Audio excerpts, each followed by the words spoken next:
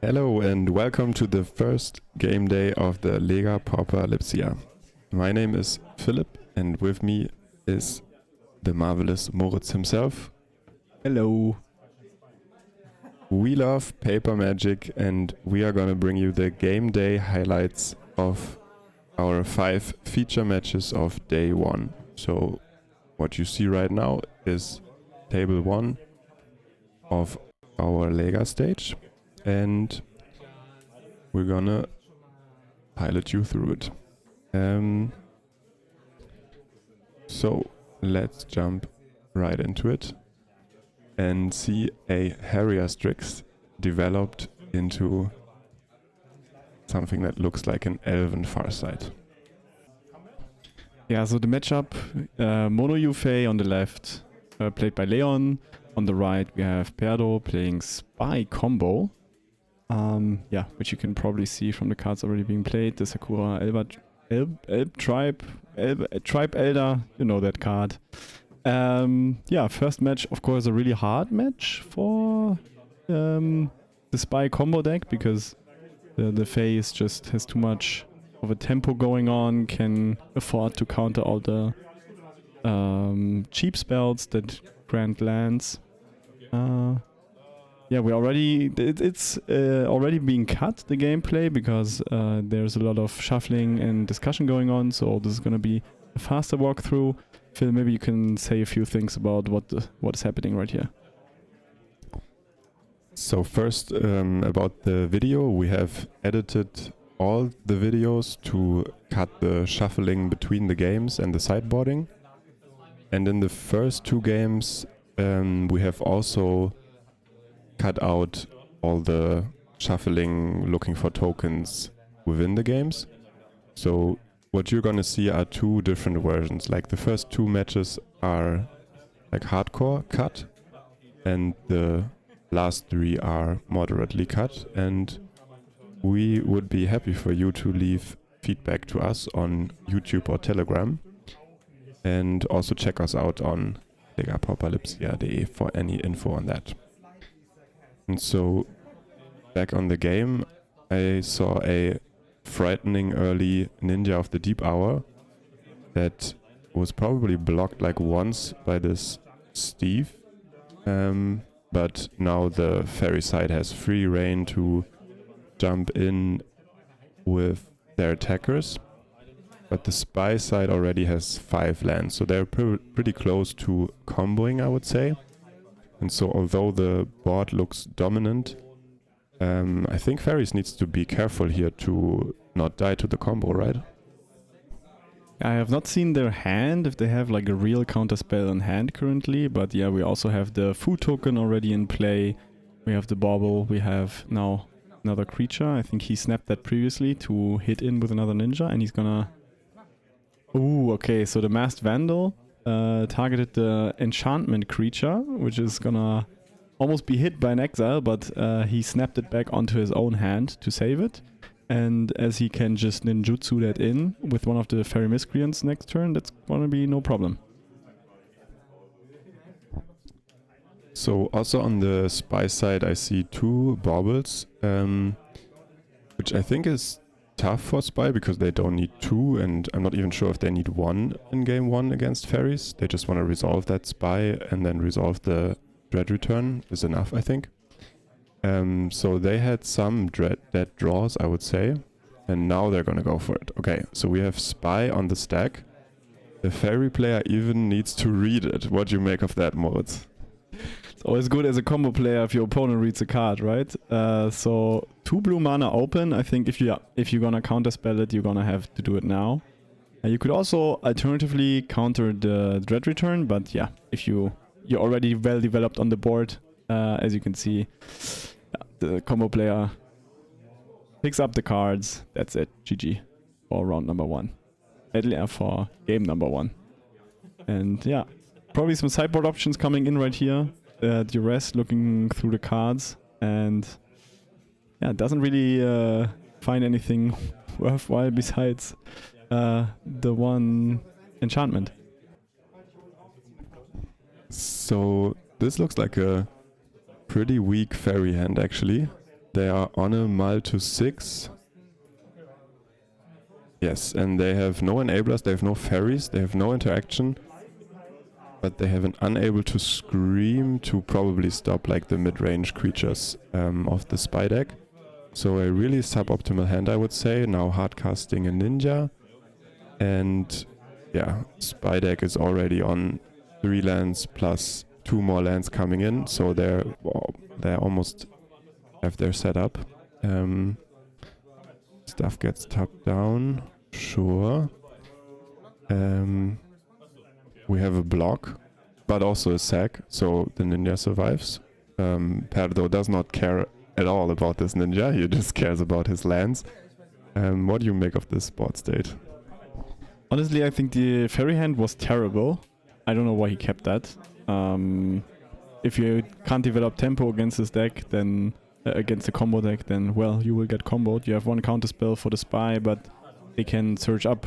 I think they have probably 4 spies and some transmute creatures, so they can 1 which he already transmuted right now. So the combo player is guaranteed to find a spy really quickly. So I think hard casting ninjas and hoping that it attacks a turn later is probably a little too slow. Well, maybe it's the best you can do when you're already on 6. But I wonder how good this hand, and now we're finally gonna see it, is with interacting with the stack. Okay, and so they actually have found a counter spell, but right now it's unknown whether they have more interaction for the now 6 lands that the spy deck has set up, including an island actually. So Perdo might be in for some nasty business, even though the Fey deck could have interaction up. I don't know the lists currently, which so this is why you would use the blue mana. Do you have a clue? I would assume it's something like Dispel or maybe even Blue Blast, which wouldn't come in this matchup, but I see a Dispel here, and I don't know how the sideboarding works actually, whether you take out another land or now you play 7 lands, probably still 6. So here we see the first fairy entering the battlefield this game. So Spellstarter can now counter at least all the 2-drops in the deck. 1 ninja got answered, the others being blocked. Yeah, and so far it all comes down to this, I think 1 card in Perdo's hand, no 2 cards. And whether the Fey hand can interact with that meaningfully, and whether they have the mana up to do so. Oh yeah, refilling with Off One Mind feels really good here. I don't know if he drew the... that's a Spellstarter sprite? Yeah, that's a Spellstarter sprite with a special printing. But I think in the hand there's... at least if he plays all the same printings of the counter spell, I think I couldn't spot one. So, dropping... oh, yeah, 3/3 flyer that even gains life and can now block every single creature of the fairy deck favorably is a comfortable place to be in. Of course, you have to drop the Harrier Strix to get in with at least something here. Constantly blocking the Ninja of the Deep Hours. He's not interested in trading, actually, so he could have traded 1 Ninja favorably, but decides against it. And yeah, I would say get punished for it, no? Like I mean, you prevent the card draw, but yeah, I see your point that it's tempting to get rid of a small ninja. So now we have the spy on the stack again with fairies 2 islands up, and they're thinking. So spy has blue and black up, so probably now fairies cannot afford to just slam a counter spell, or I don't know what they're actually thinking about. But it seems that they have a debate. What could that debate be? I think that debate is he tries to... there's the Dispel, by the way. Dispel in the grave that he just milled. The debate might be... Nice. Yeah, I think he doesn't have the counter spell. That's it. So you put on Dread Return on the stack. I think as a spy player you have to do it now because the ninja, like the Fey player, will keep drawing. So if there's a window to do it, then the window is now. And indeed, in the hand there's only one spell starter sprite, which cannot counter Dread Return for CMC4. So that's GG. And we go actually into round number 3. So very well played by Perdo here actually. And also kind of unfortunate sequencing by Faye because they actually had a counter spell and 2 spell starters, but they used the counter spell on Duress and then the spell starters couldn't counter the 4 drops anymore. So that must have been the order of their draws that came into the way now. Okay. And on to the game 3, we have a fairy start into a land grant start, and the land grant reveals a sideboard card that I actually don't know, and then a masked vandal, a land fetcher, and a dispel. You know what that top card is? No, actually I would also have to look that up. Yeah, but still a very good start for the spy player, I would say. Having the Gatecreeper Vine now to block once the ninjas are in. Oh, got spell starters, never mind. So let's see how many ninjas we have. We have 1 counter spell in hand. So I think... Oh, no ninja, okay. So the engine is not online, but at least we have a counter spell. So flashed in a monk at the end of the turn to increase the clock. Okay, now the first creatures are hitting the board from the masked vandal. And snaps the spell starter to even deny that one. So pure tempo play here. Because he's now they are now swinging in for 4 damage a turn. And the spy player is stuck on not so many cards in hand actually, and 2 of them are known. Counterspelling the Duress, yeah, as a tell again, so no spell starter in hand, has to use the real counter spells, which you kind of want to save, but if there's no... yeah, also we have now an island drop on the spy player, so this spell is now online, but still on 4 lands. Okay, we have a Aldron Familiar entering the battlefield. That was probably the draw of the last round. Yeah, 1 swamp is tapped. And it's just chump blocking now. Zagu's gonna grab another land. Fairies has probably at least 3 or 4 cards. And we can't see the life totals, but I would assume that Spy is fighting for bare life on life totals. Now jumping with the cat, even using the food token, which they actually need for the combo. So this is kind of desperation mode, I would say. This top probably sideboard card of theirs, they never used it, so whatever it is, we have not seen it yet, and even the dispels can't save it. The ninja beatdown is just real, and we even see the hand of the fairy side. They had 3 removal for no creatures of spy whatsoever, and a spell starter to seal the deal. See you in the next round. Okay, we're back with the next game. This time it's handshake. Match number 2. So on the left side we have White Weenie, on the right side we have Jund Wildfire. Yeah, this is gonna be probably a little more grindy than the game we've seen before, which was very favored. What would you say in this matchup? Who is favored? Is there a favorite person? Which deck do you think has the edge here? I was about to ask the same question, and my personal experience is actually our private testing sessions with these 2 decks for the last Lega's top 8. And there I think I was kind of afraid of White Weenie from the Jund perspective, but it's definitely winnable. So here we see the, I think optimal starts of Squadron Hawk and then Wildfire on the Jund side. And I think for Jund it all relies on get going. I mean, you always need to get the land drops and then basically get blockers, because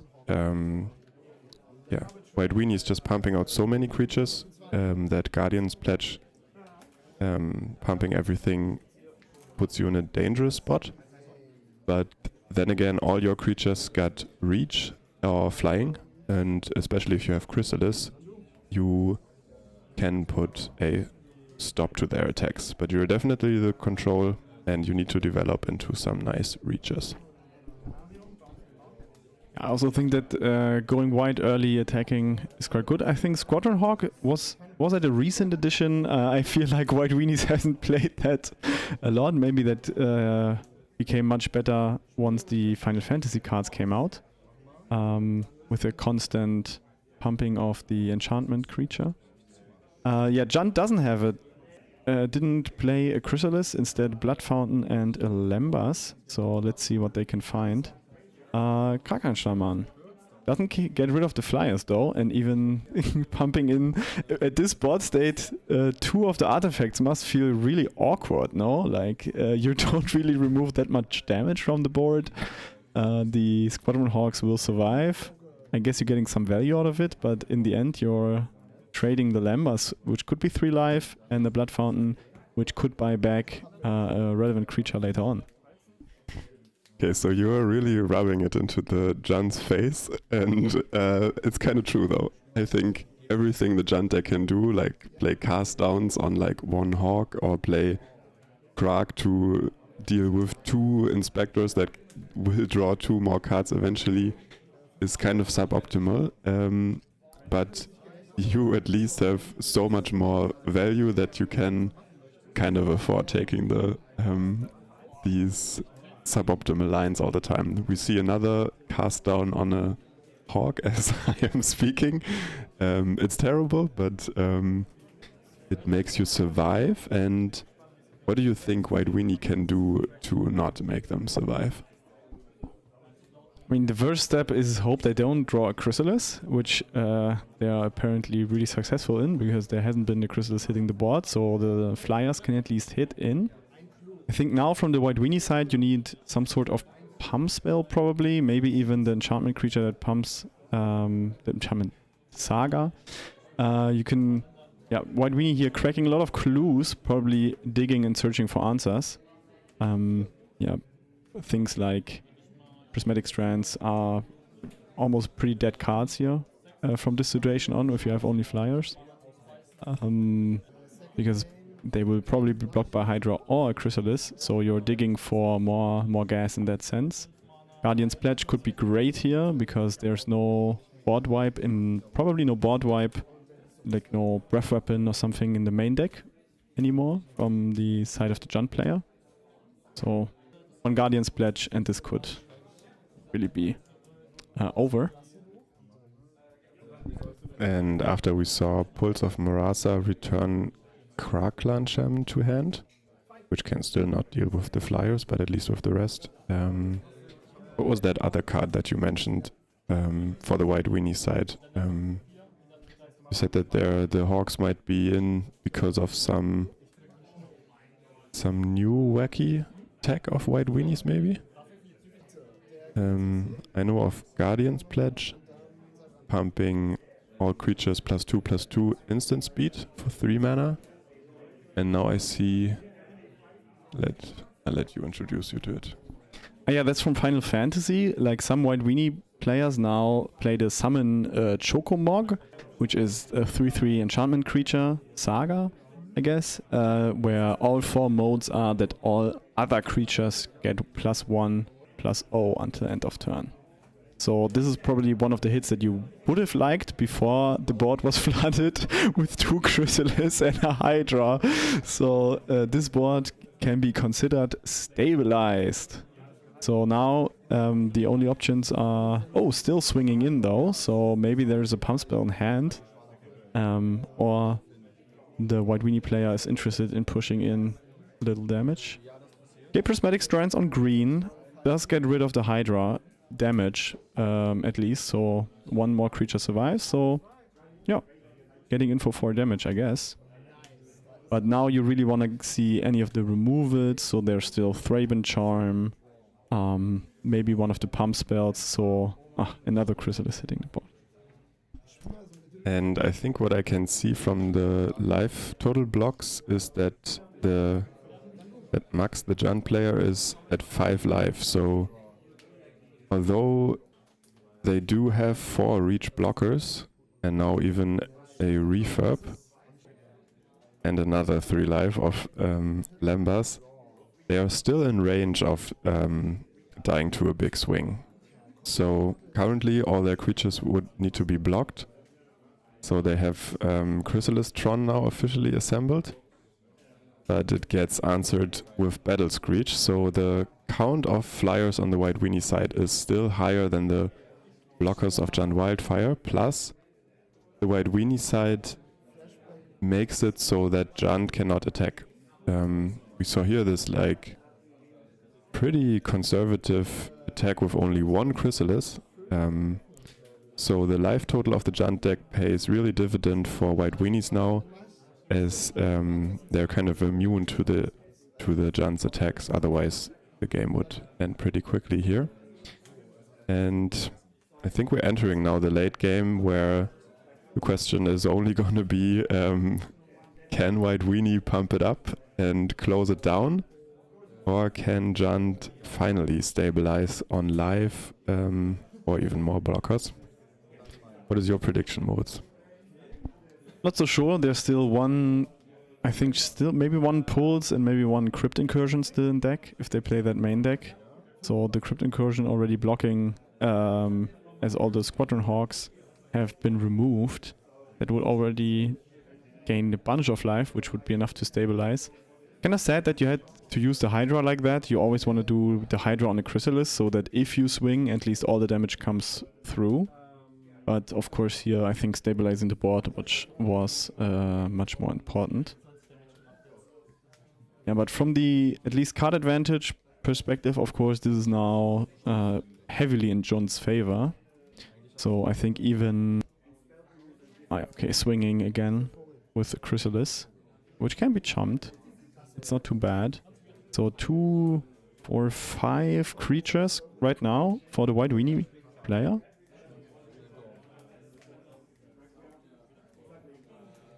Six now.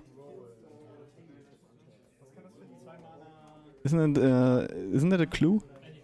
Oh, this is a bird. Okay. I thought this was a clue for a second. Okay, so 1, 2, 3, 4, 5 reach blockers on the other side. There now is the Shoko Saga. A 3/3 creature. Pumps everyone +1/+0. At least all other creatures. Now would be really great to know how much life the Junt player has, but I think their days are counted. So I think the interesting thing here is that now all the birds get +1/+0, which, looking at the life total, which is probably 8 or 9 on the Junt side, I think 8 after the Lambas.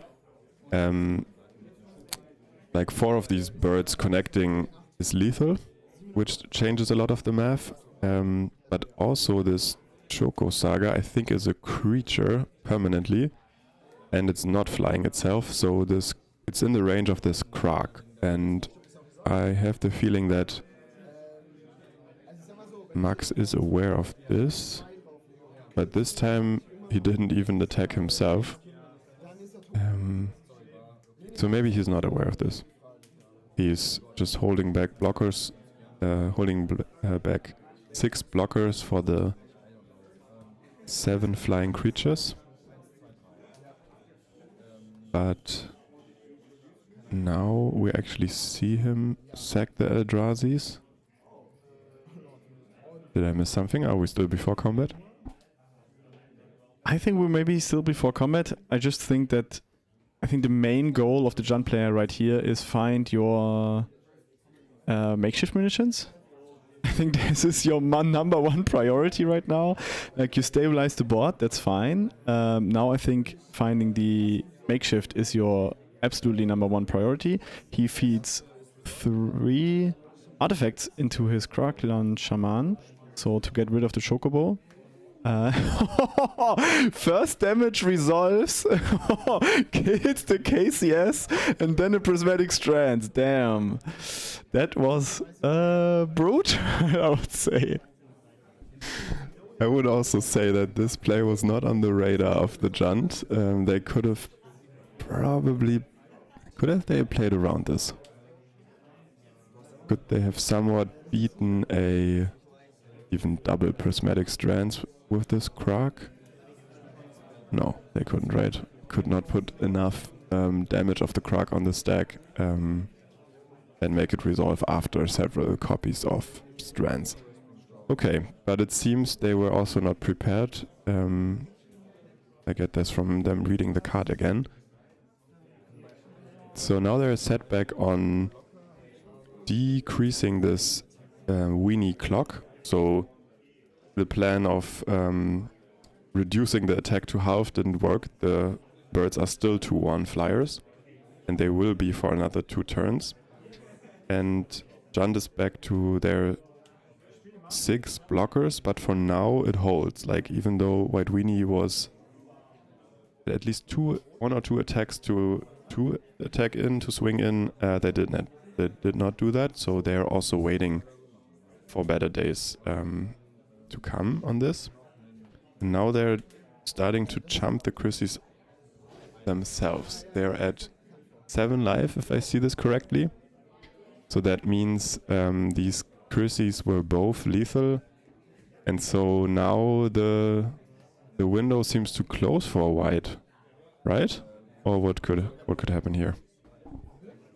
Yeah, it seems to close. So the stabilization has been done. Yeah, back coming to the Krark, I think the crucial thing was that the White Weenie player will always let 1 damage resolve before casting strats, so this will never ever happen. Still having a prismatic strands in the graveyard, but there's a spellbomb on the other side that should probably be cracked end of turn to just get 1 more draw to see the makeshift munitions, maybe, because makeshift munitions here is actually just GG. You can remove the blockers 1 by 1 and then just swing in for lethal. So, but instead we see 2 lethal threatening attacks. Ooh, toxin analysis. Okay, gaining 10 life, easier. Yeah, that's GG. Well played, patient, and yeah, that's 1-0 for the Junt player. I have to say it came kind of unexpected. I saw the Weenies there on top for most of the game, but then Junt found their Chrysalis Tron that, with their nature of being colorless, even dodges the strands. And White Weenie also, Dennis also played it pretty patiently, I would say.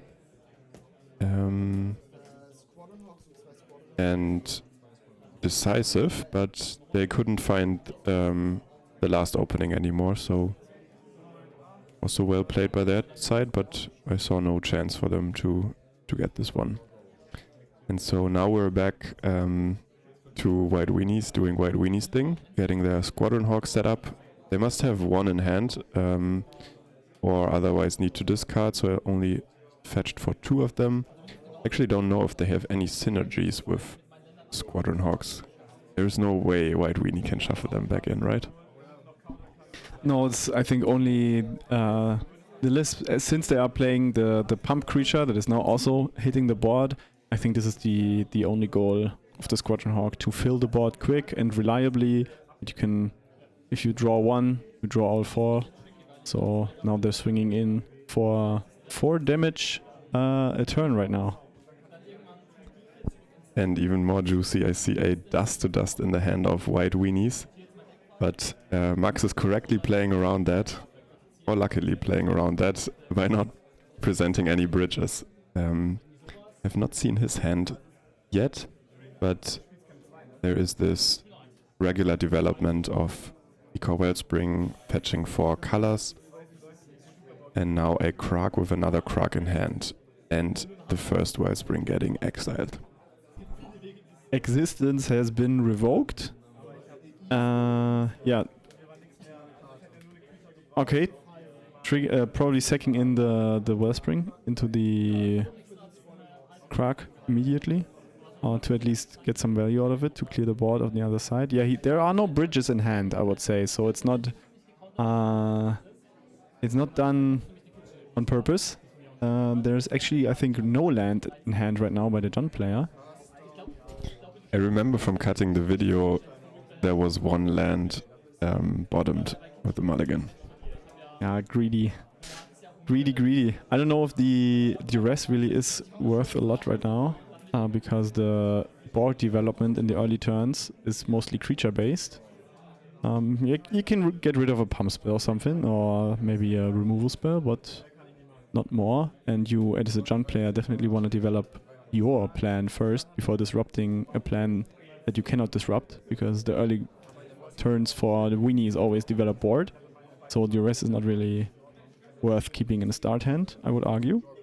But maybe you have a different opinion on that. I think the main reason for duress is to prevent dust to dust, and therefore I think it's a pretty solid card in the opening. Later you mean to prevent Guardian's Pledge, right? No, I think it's a pretty good. Like, I'm always happy to have it as a Jund player against the dust to dust deck, but I mean, yeah, now you have a hand with a board with no bridges and pretty stuck Chrysalis. You draw a Wildfire that you cannot deploy, but I think if you find the third land, you can get right back with this Breath Weapon, unless there is Strands open. Max decides against it, fires off the duress first, saves looking for the land drop for the next turn, which and also to get a Krag online to at least heal with the Inspector. I kind of don't agree with this line. I kind of don't agree with taking the Battle Screech here. There is a Dust to Dust in hand that could have been taken, and you as a Jund player, you are now basically on the back foot anyway. So if you find now a bridge in your next top decks and you want to deploy that, you just know it's gonna get exiled. So the Weenie player even gets value out of the Battle Screech in the graveyard, while still being able to crack clues with the rest of the mana. So they don't even have to spend all the 4 mana. And now we see a Dust to Dust on only one target. And on a clue, okay. Okay, so the white Weenie player really wants to screw Jund over right now, because now even like they drew a Fanatical Offering, right? Or they have a Fanatical Offering in hand, so everything was basically deployed for maybe this, or they can still sack the Krag, yeah, sure, but I mean the Krag is now getting traded in. Which is probably not a good trade that you want to make, and there's the scoop, yeah. So not hitting lands was really depressing. I think bottoming the land maybe instead of the duress. I mean, the duress you're gonna see during the course of the game once you develop. Like you're drawing like crazy. You don't need it in the starting hand, I would say. Especially if you have a lot of non-bridges starting lands on your hand. If you would be only bridges, then okay, maybe take the duress. But if you have 2, like a basic and 2 fetch lands, then you don't really need to duress. And there's also an argument for hitting every land drop is a better backup against Dust to Dust than finding it, relying on duress to deal with it. But I actually didn't quite pay attention of the beginning of the second game. So now we're into the third. Now we're going to pay more attention. And there is Wellspring from the Jund side. And Inspector into, I would guess, another permanent that might be a creature. Which is a Skyfisher to go for the Inspector value.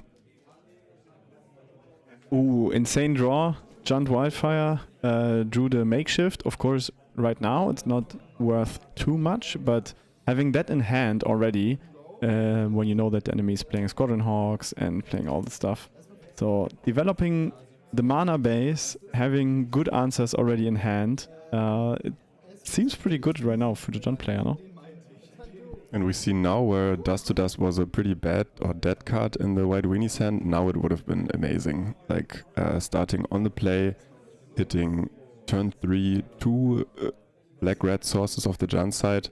This would have kind of set back Junt forever. And instead now we see a Chrysalis. So this attack from the both creatures actually is gonna be blocked for now. Let's see how White Weenie can deal with that. They are digging for more cards. And on their turn, let's see if they can get past this blocker. Only drawing like lands and small creatures though, so I see another Inspector. Yeah, I see a Idiotic Grange. Okay, it can pump up, but it's gonna be a 3-4, which is still not gonna be enough. And probably a Journey, yeah. A Journey to Nowhere enters the battlefield. So consider the Chrysalis exiled for now. And now the White Weenie player can keep swinging. It's currently 4 damage on board each turn, but we know that the Wildfire player has a Hydra in hand, which can also now be deployed quite safely. You don't need to bestow it, so you only need 1 green mana. I don't think that the KCS is worth it here. In this match post-board or in this position? In this position, yes. Yeah, currently it's only answering 1 Inspector. What is the best you could get of a Krag in this kind of matchup? The best of Krag, I mean, yeah, can clear a bunch of Inspectors, maybe even pumped up Inspectors. But realistically, the damage, the reliable damage is gonna be in the air. So I think it's more of a don't lose so fast card than a win card right now. So he decides to deploy the Krag. I don't know if the Hydra comes down. You definitely have to be careful, I think, with the makeshift, right? Because the opponent is playing Frame Charm, which can move the makeshift at any time. So now we're seeing the Hydra. We see the Hydra without bestow. I think that's due to Max not having second green. Otherwise, Hydra on a spawn or even Hydra on Praklan Shaman could lock up at least the board, the board, the ground of the board for a long time. But as it is, it was casted as a creature and got directly eaten up by Journey to Nowhere. And I think I remember from testing with Junt against Weenies, the real deal is Breath Weapon. Like, there is only Skyfisher that dodges it, and you can hit all the birds and all the Squadron Hawks in this case as well. But Max has not seen Breath Weapon yet, but also actually Dennis has not presented a board where Breath Weapon would be really good. But now comes Makeshift Munitions. That's a great timing. So of course the duress is kind of a bummer because you don't hit anything, but you know that the opponent is not having any Frame Charm in hand. So now the opponent doesn't have any clues left, only 1 draw a turn to find a Frame Charm to remove that Makeshift Munitions, which is now going to do a lot of work, I would say. Of course, right now, the Skyfishers, it's kind of the worst target that you can have. So you're not going to throw in, at this stage of the game, 3 of the artifacts into a single Skyfisher, even though at some point you might have to. I'm not sure about the life totals right now, but you can draw with the Wellsprings. He removes an Inspector, which is 1 damage less a turn, which is not amazing, but at least you get 2 draws out of it, because your hand was pretty empty before. Okay, there's now the Squadron Hawk, which you would have liked to hit with the makeshift even more. But great discipline from the Weenie player, of course. waiting until after the attack? I think the problem here with the makeshift is that Max only has 5 lands, no spawn tokens for mana, and the only permanents he has in play is the Krark and the lands. So he just sacked 2 of his Wellsprings. I think that was mainly to draw the cards, but he answered the Inspector, which he could have also answered with the Krark. So now he's back to facing these Core Skyfishers, and if I see it correctly on his block, he's at 4 life. So that's kind of late for munitions, because now you actually have to throw in lands against these creatures. Yeah, I think the Skyfishers are really the worst part about this right now. So if these were just regular 1/1s, I think you would be happy to throw in some 1 land, 2 lands maybe, so to stop the clock. But the Skyfishers you cannot answer besides having a reach creature right now. There's 1 refurb on the board, which can block, but it's still awkward. I think he really had to draw maybe a breath weapon, and then additionally had to sack some artifacts into the Skyfishers. I'm not sure actually. It's a really tough spot. I think the Journey to Nowhere were really good draws, or they were used really well. Cleaned out everything. Now there's a Desperation Chump block going on for one of the Skyfishers. So there's still 5 damage on the board right now. So there's the breath weapon. Before damage, because otherwise he would probably be dead. So his blocker also dies. So this was kind of a dead block. But I mean, yeah, he's gonna throw in. Okay, he threw into the makeshift the refurb, so that at least 1 Skyfisher dies. He's now very low on life, and I don't know what he's gonna have to draw to swing this back into his favor. Like, yeah, deploying all the Squadron Hawks, so next turn presented lethal, so there must be... Yeah, no, I think he has a Lembas and... What else in hand? Probably definitely play the Lembas to dig for something, but I don't even know what would save you in this situation. Like, not even a second breath weapon would be enough here. It's kind of weird though, because Weenies has more land drops than Junt, and I mean, this is relevant for Junt because, as you can see with cards like Munitions, you need permanence in play, and I don't really know what happened in this game that Max is so low on resources. Like, he's scrambling with 2 cards in hand. He has not seen a draw spell, I think. He has not seen a Wildfire in this game. I think he had at least 2 or 3 Wellsprings that he sacked in for cards, so he kept going, but he couldn't fully maximize on value. And if you can't maximize on cards like Munitions and Hydra. And I think we see the result of it here. He's getting beaten down by 1/1 flyers and 2/3 flyers. I think, yeah, definitely beaten down by 2/3 flyers here. So it's tough to remove them in this. Yeah, 1 breath weapon in hand and 1 Lembas. So maybe considering doing the breath weapon and killing one of the Skyfishers, but you almost have it. Like, you almost have enough. 1 more mana. I think there's a breath weapon in hand. 1 more mana and he could like sack everything he has and shoot all birds, which you would have to do in this kind of situation. But you can't. I don't even know what you're trying to find here realistically. Crypt Incursion would gain a bunch of life right now, but that only delays the... Yeah, GG. Found a Wildfire. Yeah, damn. That was... the Journey to Nowheres were really came in clutch right here. So I think these were game deciding. Yeah. If you have reach creatures that are big, they can just get removed. And then you don't have them anymore. And then 1/1 flyers will kill you. Quite depressing, but that's the game. GG. Wild Weenies going further into the... going undefeated, I think, right now. This was match 2, and we will now see you in match 3 in a second. Welcome back to the 3rd round. We have now two players with a 2-0 score going against each other. And we have an islands mirror. We have blue fairies versus high tide combo.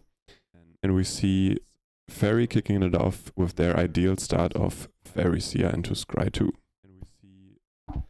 From the get-go, if you are a high tide player, you probably don't want to see the Fairy Seer turn 1 because it means that you're gonna have a tough time.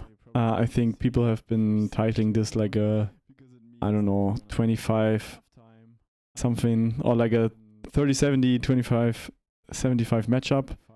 You can completely deny all of the build-up, counter everything with tempo plays, and I mean, yeah, it's not even.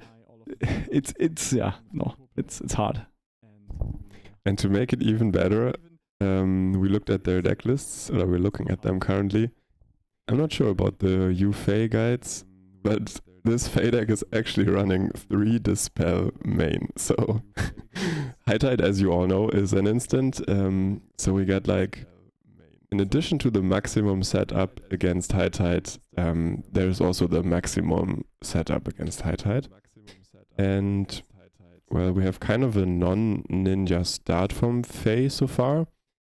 And on the High Tide side, I've only see a preordain. So they must have not done anything on their turn 2. And that they're now looking at their turn 4.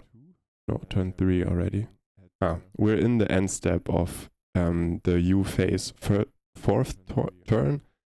And we see a really sweet play, a Peer Through Deaths with Puppetry cast on a permanent that I don't know, but of course, bada boom ba bam, it gets countered by his best stutter. Yeah, he targeted the island, probably gonna take some resources away so he can play something in his turn. But yeah, so the spell stutter is a huge 2-for-1 here. Like, you reveal that you have a Puppetry, you counter one of the crucial arcane spells that needs to dig for combo pieces. Okay, and also he's reading the cards. What? Ooh, this is brutal. I mean, this is just 3 damage on board right now. I think there's no ninja in hand, so counterspelling the Merchant Scroll, you have at least removed 1 guaranteed combo piece. But what do you say? I think there's actually hope though, because there has not been a ninja. Okay, now we're hardcasting Deep Analysis. This resolves, so this is huge for High Tide. They're still at 12 life, so they can afford taking off a turn for this. Now they're actually up on cards, and they have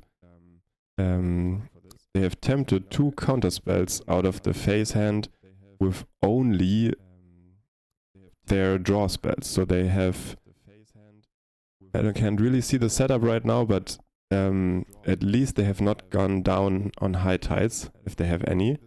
And they have a full grip and at least a Merchant Scroll in hand. Yeah, High Tide player just passing, collecting all the pieces. I think there's 1 Steamothaw, the Merchant Scroll, 2 Puppetries, and a Giga Drowse now, targeting all of the... And Giga Drowse targeting all the islands. So I think if there is a turn to combo off, I think it's now, because the player is already on, I think, like 5 life, I would say. There's 1 Dispel on hand, so you can theoretically save 1 of the copies. But it's, of course, 5... Yeah, they explain it now. It's replicated 5 times, so you would have to use it on... tap 1 island and save another island, basically.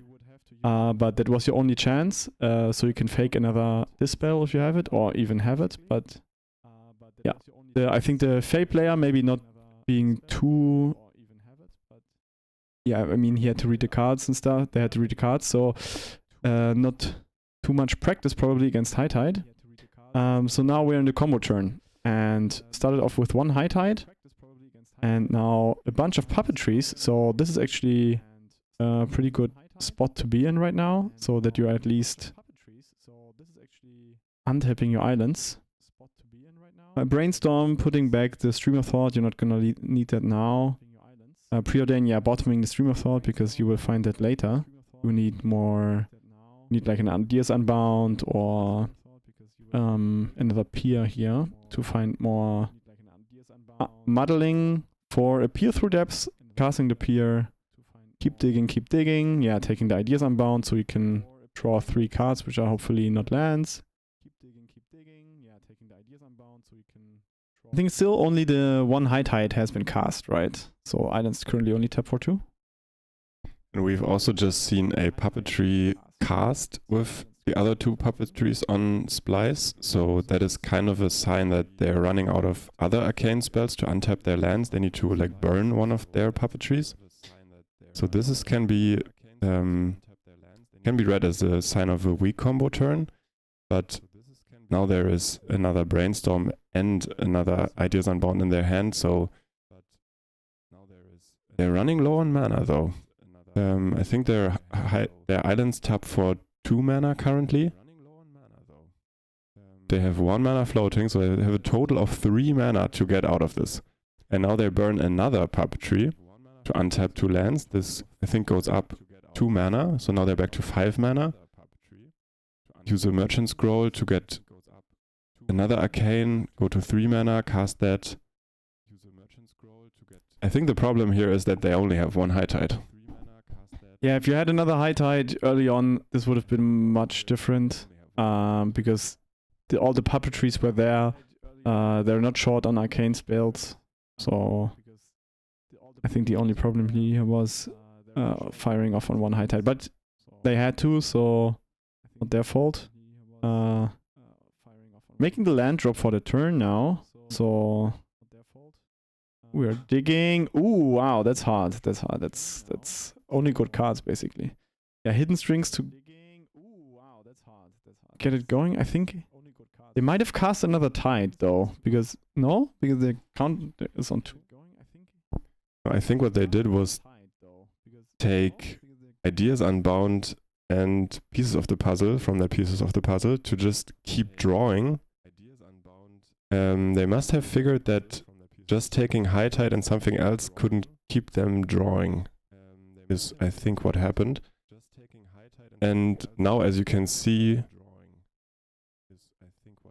they are still digging their grave, setting up something that has to do with Stream of Thought, I think. This comes surprising to me, because if they don't have enough mana, Stream of Thought is at least tough to pull off, right? Yeah, I guess you mill yourself, hope to mill some islands and then put back all of the good spells, which we might be seeing here. Yeah, milling yourself, hoping to hit islands, and then putting back all the good stuff. So which is probably all the arcane spells and the draw arcane spells. Yeah, Ideas Unbound. You could have seen the Ferries player already taking a look at their sideboard. This is the usual interaction after you get Giga draws. Hey, do you mind if I take a look at my sideboard? Yeah, that's the experience against High Tide. I was about to ask, what do you think is going on in the Fae player mind? I think they're taking their time to also like read all the cards, see what they do, to know what they should do in the next turn. Because if you don't have a lot of practice, then you kind of have to figure out what are the loops, what are the cards. Yeah,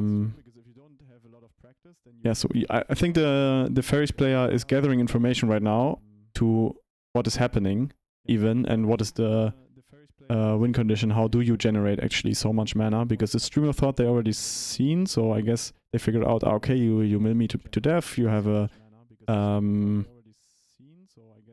deep analysis in grave, so you can even make me draw to die basically. Another High Tide, Ideas Unbound.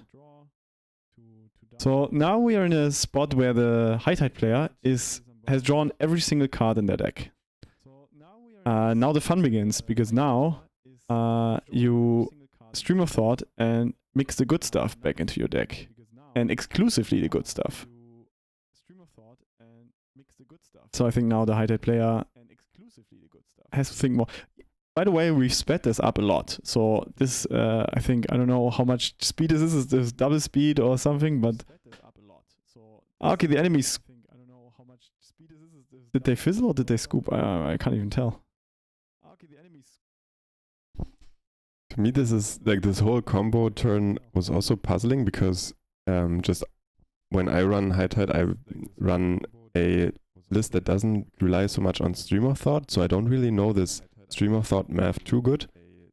But from what I could see, they kind of stabilized on mana, but they needed stream of thought to re-establish their arcanes because they already burned so many of their puppetries. And the last result I saw was them being on 7 mana floating, all islands tapped, a bunch of sweet draw spells in hand, and then either one of them must have scooped. But I don't know if this is a losing or a winning position, 7 mana floating and no library. I think this is the moment where you, if you place 2 Stream of Thought, you can like Stream of Thought the enemy, put 1 Stream of Thought back and a draw spell and maybe an untap. So I think they explained the loop kind of that from now on I'm no? Do you, because you're the high tide player, I'll maybe give you the explanation. No, I think they already had 1 Stream of Thought in the graveyard. So then they could reset that, yeah. No, you're right. Then we assume they just won the game. We will edit on this one. No, we can also assume that they won because the fairy player started game 2. So I think this is the ultimate giveaway. I think, if I'm not aware. So yeah, I think they had played 2 Stream of Thought. Their deck was empty. They had 1 in hand, 1 in grave. So you can always mix 1 back and with all the other cards. So yeah, looking at the fairy sideboard right now, there's not much good things going on.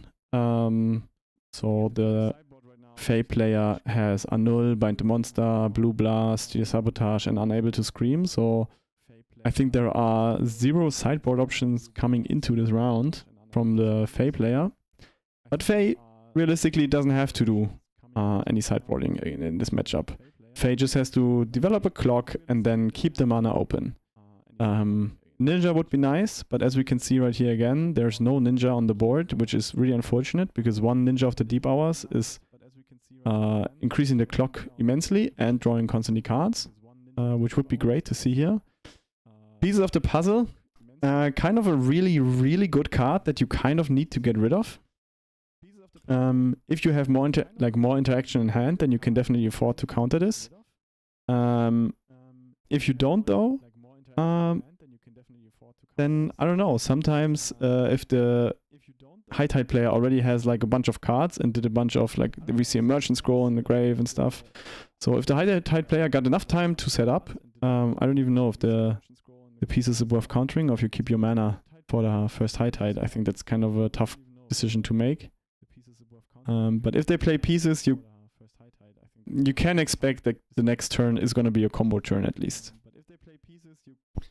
I would assume that it tells that the fairy's hand has more interaction, because if this was your only counter spell, I think it's not correct to counter the pieces of the puzzle.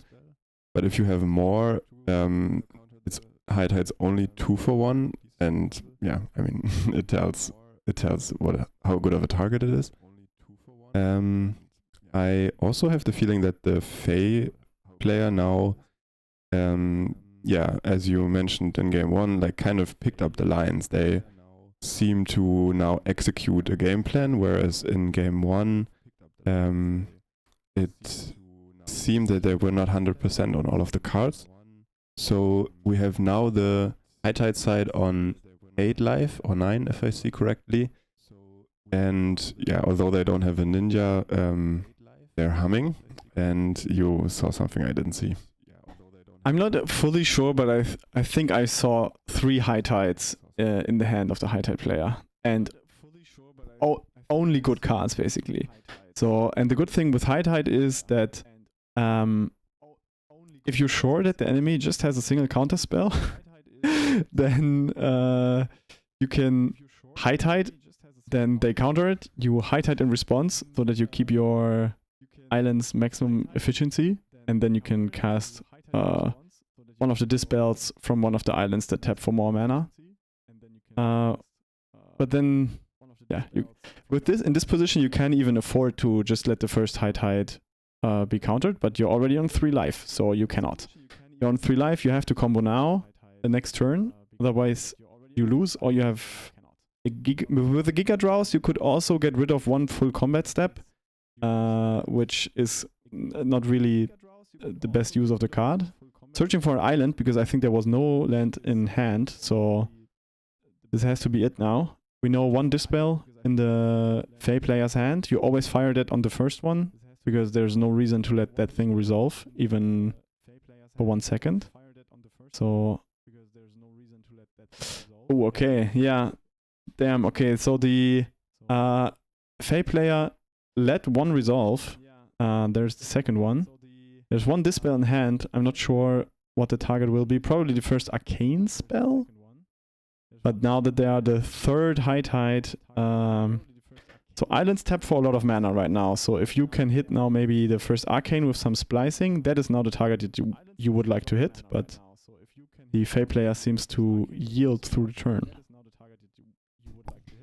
I have the feeling that either they have no interaction in hand, I mean then it's just a nice bluff to make it tough for the high tide player, or they're actually now trying to hit the finisher. Like they let all the high tides resolve, now they let all the arcane spells resolve, and if they have anything they maybe try to counter the final stream of thought or something like that. But this is, I've not seen this work, so due to the fact that we don't know anything about the state of their hands, we're now in fear of or at least I'm in fear of the Fey player, as high tide just gets to go at it with a full grip, even 5 lands, so they're not screwed at all this time. Resolving pieces to the puzzle, and now they got full flexibility on what they do. They look at 5 cards and they don't need to take the stuff that gives them mana, they don't need to take the stuff that draws them cards, they just can take whatever fits their game plan the best. They're now hard casting Lorians, so they have fully stabilized within the combo. And we're probably gonna see this library diminish in the next minute, and then them setting up for a finishing stream of thought. What do you think Fey can put in the way of this? I think this is now pretty much GG, so I think there's also a very low chance of fizzling here. You have enough high tides, you have a full hand, you can hardcast Lorien without being worried about anything. I think you have to give the Fey player the benefit of the doubt here. I think they have not been seeing this deck a lot, or even at all, because after the first unban, I was also like, how do I beat this? Giga Draws, Lemao. You have to play a lot against it, or you have to play it yourself to really see what the deck is trying to achieve and what is worth countering and what not. I got jebaited multiple times to let the first high tide resolve, because then my islands tap for 2. Guess what? It's a horrible plan. You should never do that. Unless you have only 1 island up and a counter spell in hand. Maybe then you can counter the second spell after that. But yeah. Other than that, I think the high tide player now is basically won. I think they play without Petals of Insight, so they don't have the easy "Hey, I show you" combo. There's no petals, so it's always the I dig through my whole deck, mill myself completely, then shuffle in what I need to make infinite mana. So that's and then finish, of course, with the deep analysis. So I think that's the route, which is much more annoying in paper. one petals would be just, hey, I make infinite mana, I have Stream of Thought in hand, you die now. Or at least you get milled completely, and in your upkeep as a Fey player, I don't think you can do anything about it. So we're seeing the longest route, I would say, that this deck can take. Yeah, but we've sped it up for you, so... and apparently it will be soon over. So full hand now. Yeah, they've started to write down the mana, and I think there's a 40 something. So I think this could be the final replication. They're counting their deck. But I think this is now GG. And yeah, as a Fey player, I think you will playing once or twice or 3 times against the high tide deck, and then you know what was in hand. I've not seen it. Wait, let me go back 1 second, because yeah, what was it? It was off one mind, 2 fairies and some irrelevant permanents. So they actually had no counter magic up, and they probably could have at least casted the off one mind to find a dispel, which the high tide side would have beaten, but that's the line I see. Oh, then totally my bad. I've seen that I've always thought that they had a dispel in hand. But yeah, apparently there was not much more to do. So, that was a win of a high tide player. Always really threatening if you sit down against a person and the person only writes down 1 life total on their block. Which you know, okay, you're comboing me. Yeah, this was the match. Match number 3. So, 2-0 for high tide. And we will see you in the next one. Okay, and welcome back to the 4th round. We have now 2 players with a 3-0 score facing each other at table 1. And we see that White Weenie is gonna keep their hand, and the high tide is gonna arrange the cards towards a nice overlay of ours. They know we're kind of slacking with our tech setup, and White Weenie is giving the answer. So apparently they are waiting on camera, and we can use the time to look at the matchup. We got, yeah, as I said, White Weenies against high tide. So this is basically 2 ships passing in the night. We have a creature deck with no interaction with the stack, probably attacking high tide, being the beatdown. And then we have high tide trying to stabilize by finding their combo on turn 5 is enough, I think, against Weenies. So this seems brutal for white. They need to put up a menacing board and then just hope they can kill high tide before they combo off. They got Thraben Charm to interact with the graveyard, but what else do they got? Realistically, they got nothing. I think for this matchup is considered a buy for most of the high tide players, because it's literally, you cannot develop a clock that is fast enough. And you have 0 interruption. So it's really tough. I think the list that Dennis is playing here, we've seen in the game before with the Shoko Final Fantasy creature, so at least that. Now turn 2, also Rafine's Informant with a +1 counter, discarding Battle Screech is kind of the best thing you can do to develop a clock realistically. So we're seeing at least a good start from the White Weenie player here. I'm betting it all on the Chocobot, pumping up the Battle Screech board. At least White Weenies on the play, so they got a turn 5 kill before high tide can have their turn 5 kill. But we saw high tide also developing into a Merchant Scroll. But are they stuck on lands? Like, I didn't see in the high tide's grave 2 cantrips and a Merchant Scroll, but only 2 lands. So they must have passed their 3rd turn already. I assume. So maybe it was actually high tide on the play. Otherwise you cannot spend 4 mana on turn 2. Even though all your lands come in untapped. And now we see, actually interestingly, high tide missing their land drop again, presumably. Just trying to find more pieces.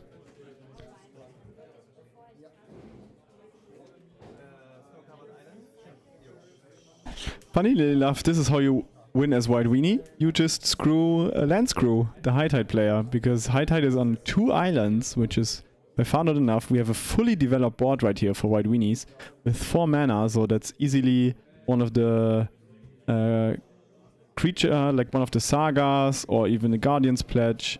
Like, even high tide is tapped out, there's nothing they can really do. And I think the life total is already being pressured quite a lot. If you developing further the board now so that the next turn is guaranteed lethal, I would say. See, discarding a land, so they don't really need the +1/+1 counter. I think you can get rid of the Lunar Veteran here. Yes, that's a fair trade. I think there's 1 Saga in hand even. So I think this is now a full swing. Probably, yeah, setting the high tide player down to 12 life. And yeah, I think next turn everybody gets +1/+1. So that's 2, 5, 6, 7, 8, 9, 12 already on the board. 12 damage. So that's already presenting lethal, no? I would say so. Cannot really see the life total, unfortunately. Yes, but also high tide had no chance to go for a combo with 2 islands. You need at least 3 untapped islands.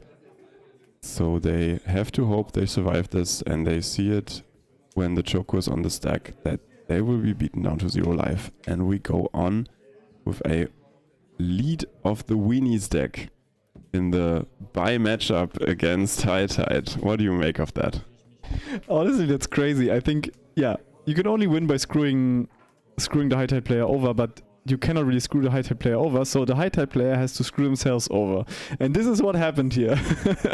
I don't know, I didn't really pay attention if the keep was greedy or anything, but now we see from the high tide player a 2 island keep, pondering, probably looking for islands, lol. So there's a Lorien revealed, I think, among the 3. Oh no, there's 1 island also in hand, so the high tide player has now made sure to get a land drop every turn. Topping... Yeah, what did they draw? Okay, so they have plenty of islands in their hand.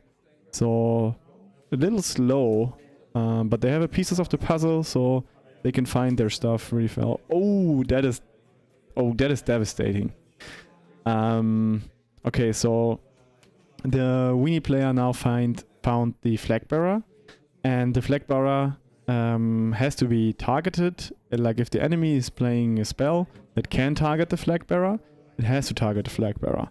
And one of the key mechanics of the deck is splicing psychic puppetry, which you can also see. Oh, there are, yeah, interestingly, so the puppetry to tap and untap, which you want to untap your islands, you suddenly have to tap and untap a flag bearer, which you really don't want to do. The only answer to that is Snap, which they have also just found by the pieces of the puzzle. So we got a game. The Snap you of course then want to hold up for the combo turn itself, or like for the end step before the combo turn. So this is gonna be in hand for a little while, because the clock right now is not too established. At least the Raffine's Informant has been pumped up, and there's a Battle Screech in the grave again. So this line of play really puts the White Weenie player at a much better chance, because they really cannot do anything other than that. So Flag Bearer was a good choice. Discarding the Battle Screech again. I think there's even 1 Saga creature in hand again, so I think the clock can be real, and the high tide player now has to... oh, okay, cast high tide, nice. Okay, so high tide has been cast, combo turn has been entered. I think the next thing you gotta do is snap that flag bearer. And they've made it really nice for us to see how many high tides have been cast. Well, I guess for how much islands tap. This is for how much islands tap right now, which I also prefer a lot in the games themselves, because you don't have to like do the +1 all the time. Yeah, as I said, flag bearer has been snapped, islands have been untapped. So now the high tide player can continue doing their usual thing, transmuting, getting a puppetry, shuffling a lot. This is the last, almost the only interaction the white weenie player has, is cutting the deck. So now we're entering the combo turn. Do you wanna get us through this, Phil? I was about to note on the strategic aspects of what happened before. And I think the high tide turn will give me enough time to do both. I think what we just saw was the kind of how it shapes out for white weenies. Like, they were lucky enough to have the flag bearer, so there is no interaction in their deck, but they have something. But then again, playing this 2-drop delays their clock, and they kind of scrambled now to set up enough attackers. Doesn't even matter if they're flying attackers, but just attackers, and the Chocomock that they have in hand. And you could see that they were not only 1 turn too slow, but actually 2, because even if high tide wouldn't have comboed off now, Weenies could have not killed them, I think, from down from 18 life. So the high tide deck would have had 2 more turns to find their stuff, but they decided to not even care about it and just go for it after they found that snap. You also have some.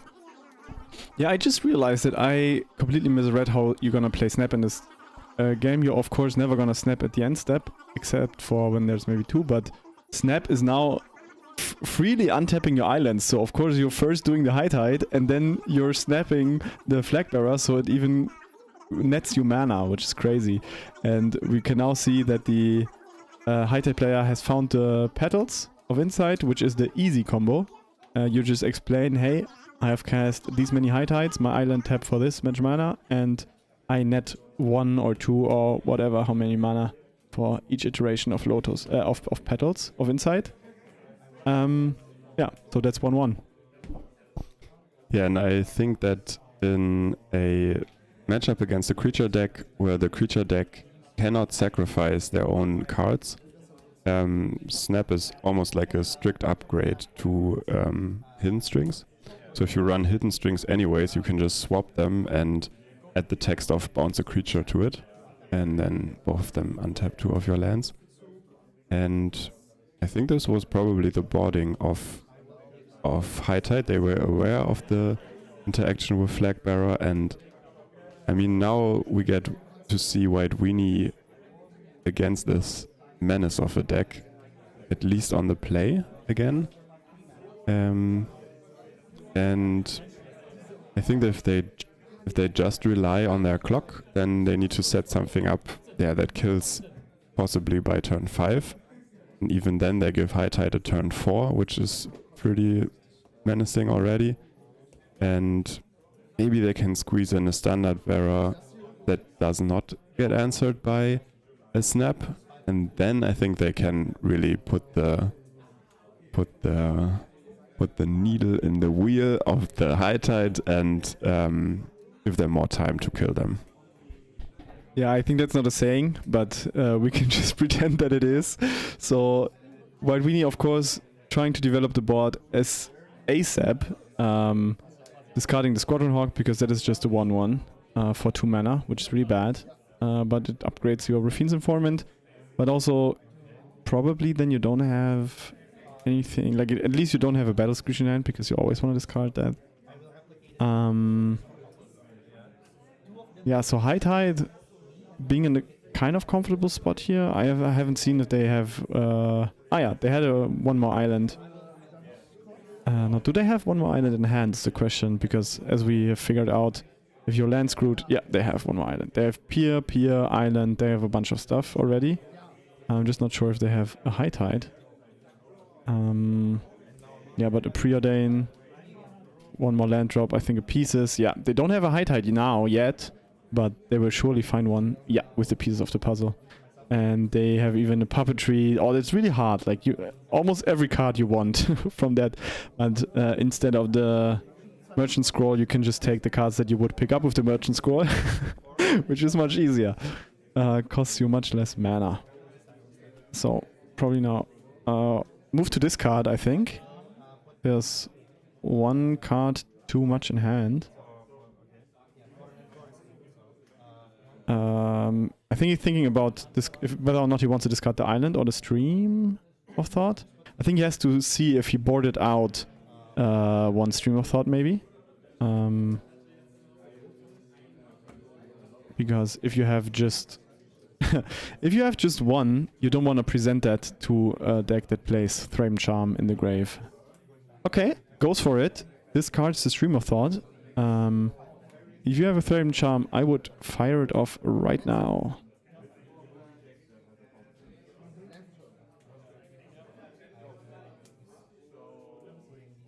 Weenie's looking for another land, playing it as a land drop.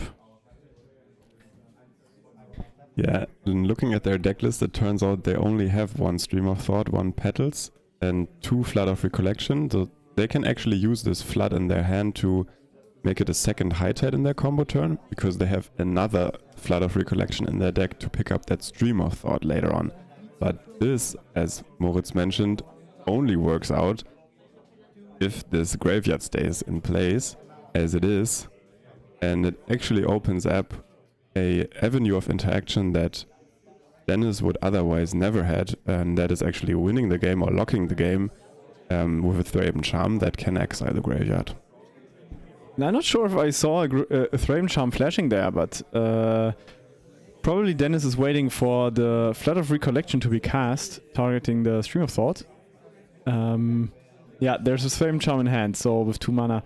And if a Weenie player against High Tide doesn't tap out to play every single creature they have, then that means that they have maybe the only piece of interaction that they have in hand right now. At least they could fake it, or they're having it. And I think it's kind of a greedy line of the High Tide to discard the stream, because they need the Flood of Recollection to make it their second High Tide. So the setup they have face up, this is kind of their basic setup for mana and arcane spells. And they needed the other island in hand to have it their fourth island. But then they had Brainstorm, Peer Through Death in hand.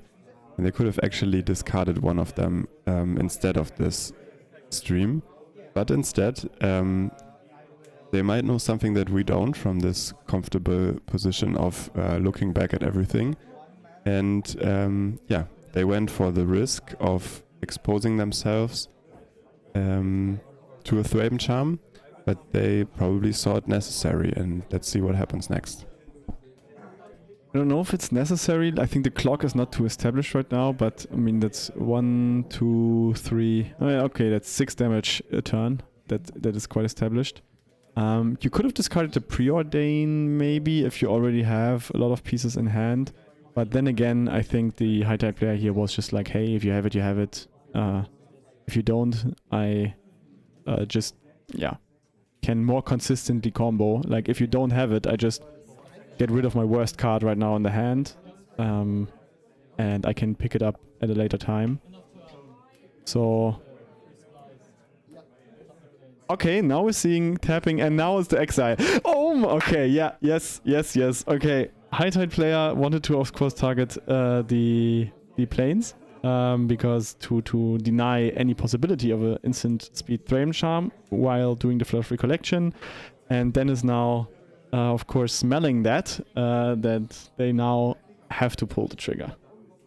And I think the line they took also tells what was their idea of discarding the stream, because they wanted to cast one of the peers to dig for more stuff, I think. Because just tapping out Weenies does not do anything against Thrame Charm. So they must have wanted to dig more and assumed that this was more relevant to them than the risk of, now eating this nasty Thraben charm. And I actually do wonder why they keep playing, because I'm trying to set up some line where they can win out of this exiled Stream of Thought. And without any creatures in the deck, I mean that's the deck's strength, but also in this moment weakness, you can only try to mill out your opponent. Or are they playing for a draw now? Like, are they trying to time out? That could be the case, but also not, because if time has been announced, that's still 5 turns, and you just lose this turn. Or the next as a high tide player. So I think you cannot even play for a draw right now. I think you're just doing it for fun.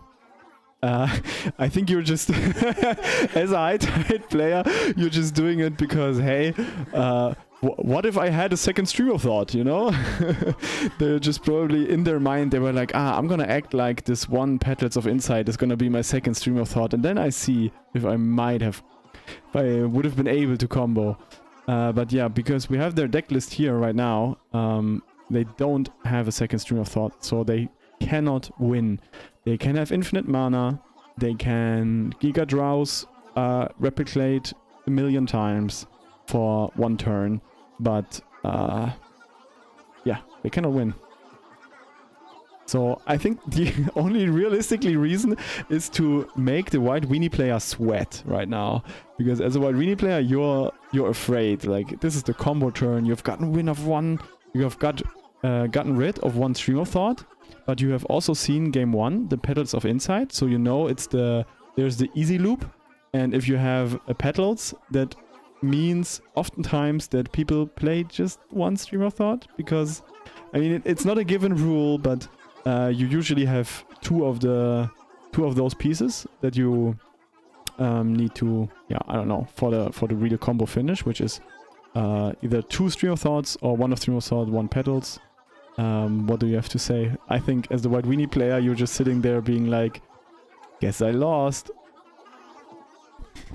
Yeah, I think seeing the 1 Petals, they have this 80% chance that there is only one stream. But finally, the High Tide reveals that even though they can see all their deck and make all the mana in the world, they can do exactly nothing with it. And so Weenies prevails and goes on to the finals, where they actually play it out now for the tourney win. They're 4-0 facing someone else on 4-0. So they're playing for the win, but with this 4-0, they also already secured themselves a trophy, so they will also be in the qualifier. So it's a double, triple winning with this trophy charm for white Weenies. See you in the next round. Okay, grand final. We have Pit against Dennis. Dennis, white Weenies, we just saw beat up High Tide. And Pit is on Inside Out combo. It is a great combo deck that they have been playing for quite some time now. And if you don't know the deck, it's revolving around a creature called Tireless Tribe, which is a 1/1 for 1 white. And you can discard a card from your hand as costs, and then the Tireless Tribe gets +0/+4 until end of turn. Then, in some point, you're gonna play Inside Out, which is gonna switch the toughness and the attack power of the creature, making it potentially a 1-turn kill.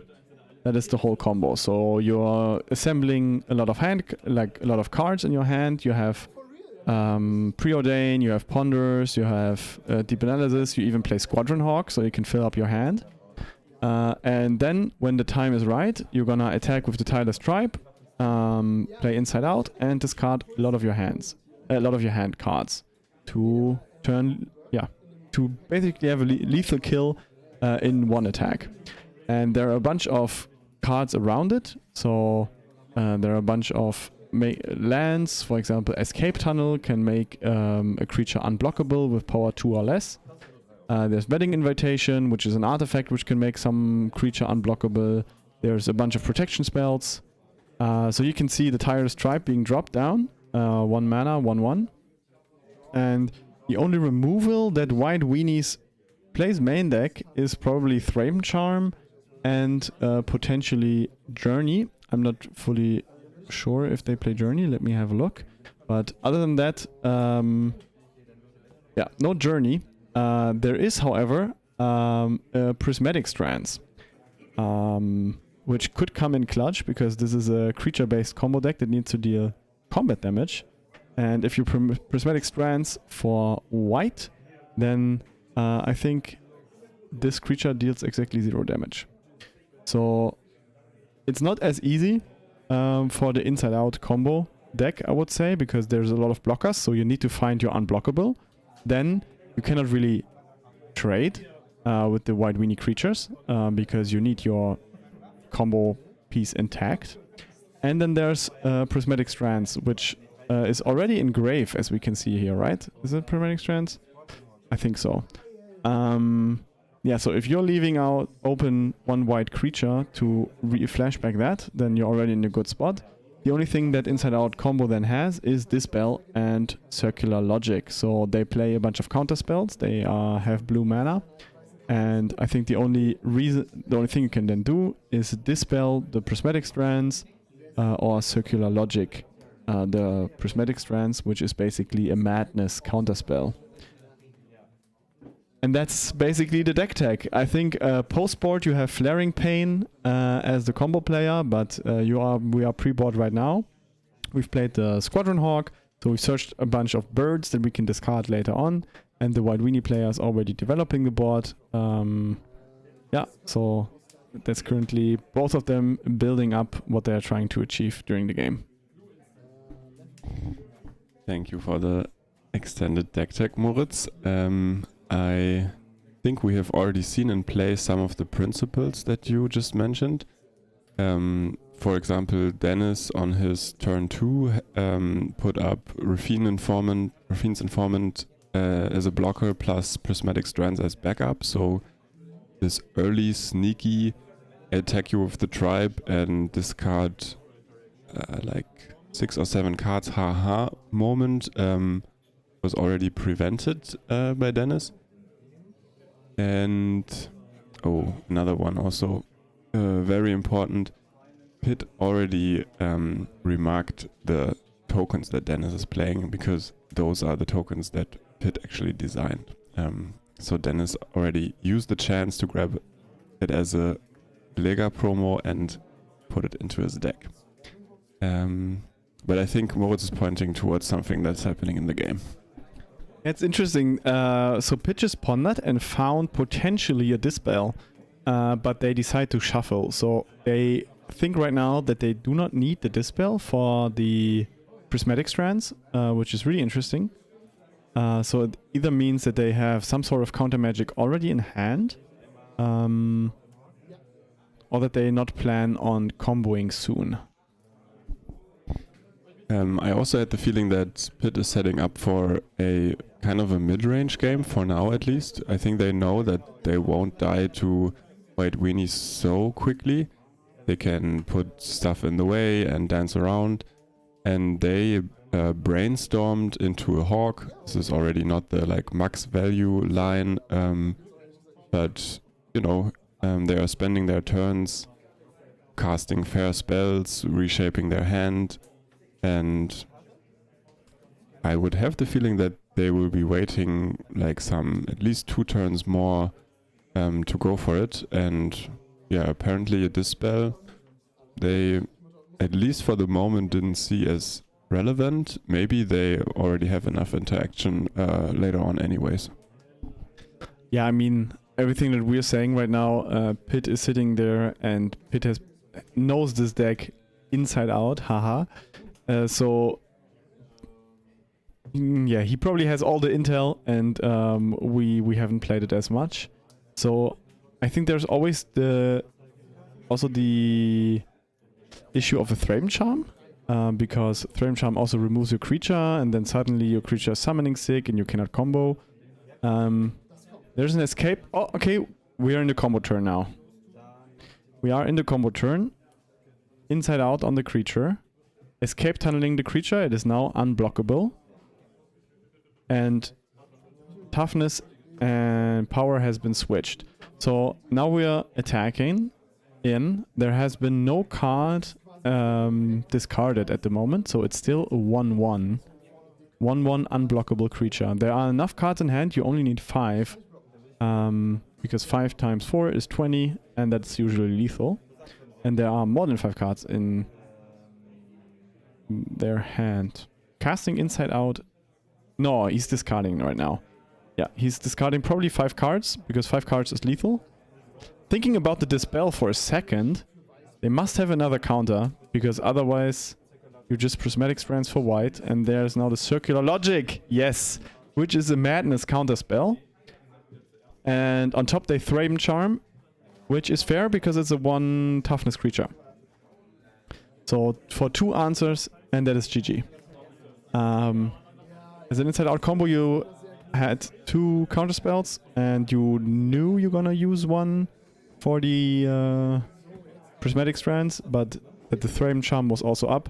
Very patiently played by Dennis there. I'm kind of starstruck here. Like, they held open 3 mana because they had creatures to play, but they held open 3 mana, so they have their interaction. They knew exactly at which turn the combo could be fired off. So really well played. I also think that Pitt had to try to combo there. So I don't know. I haven't seen his life total, but if you let Weenie develop further, it's only gonna get worse. And yeah. Game 1 goes to White Weenie here with a good finish.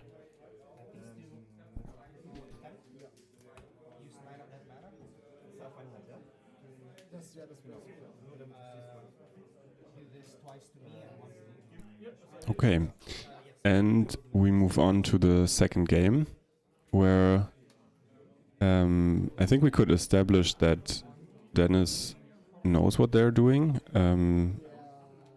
I had the feeling they kept open blockers for a lot of time, so they don't get easy squeezies. And then the 3 mana they had open in the last game could have represented also another Prismatic Strands. And I think Pitt decided that they could not beat Prismatic Strands, flashback Prismatic Strands, flashback Prismatic Strands. And apparently they decided they could also not beat the Thraben Charm in hand in the long run. So they had it all mapped out, but they just put Dennis on no interaction in hand, and Dennis had interaction. Maybe waiting one more turn and not discarding that Dispel, but the next card drawn would have saved them, but I also don't know if they were dead on board. But I had the feeling that both of them, from their body language, knew just exactly what happened and that it was over after this Thraben Charm. And now we see kind of the same development in game 2. Dennis setting up attackers, Pitt setting up Squadron Hawks. What do you think needs to go different for Pitt in this game 2 where they're already down a game? So I think one of the issues is that I think Inside Out doesn't has only weird ways of getting card advantage. So essentially, I mean, it has of course the Brainstorm Squadron Hawk. It has a deep analysis, I think. But other than Ponder and stuff, but Ponder is just replacing itself. So I think most of the cards that Inside Out play probably replace themselves.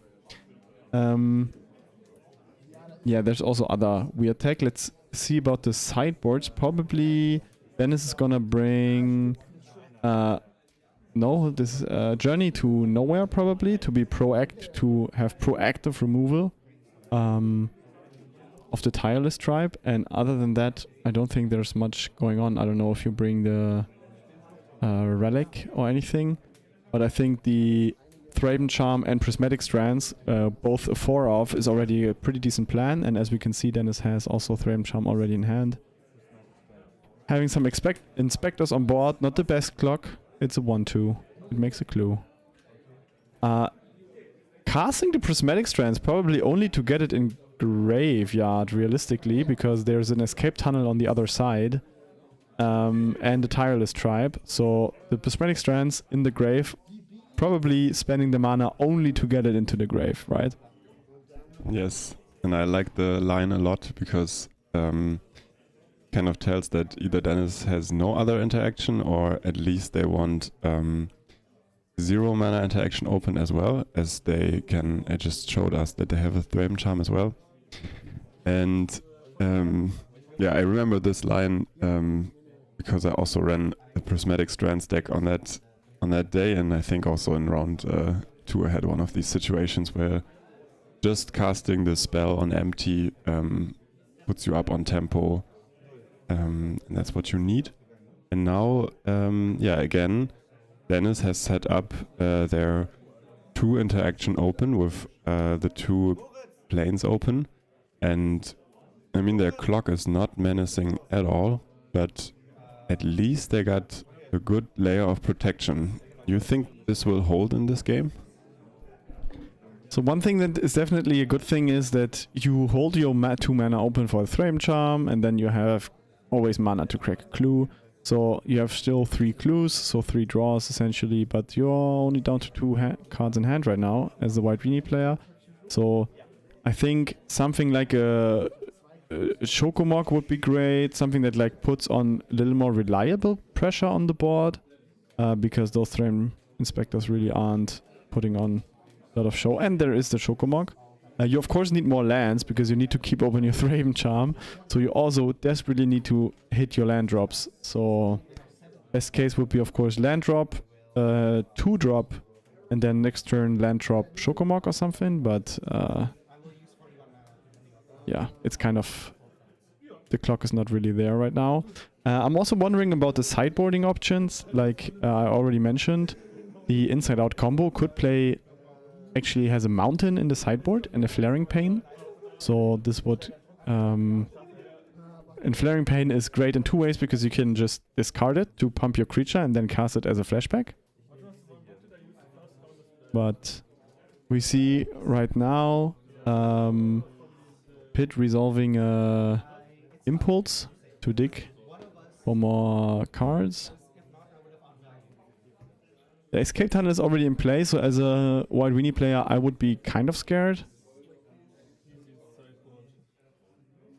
And Pit can now also swing in with the little birds, so to reduce the amount of cards that he has to discard to present lethal.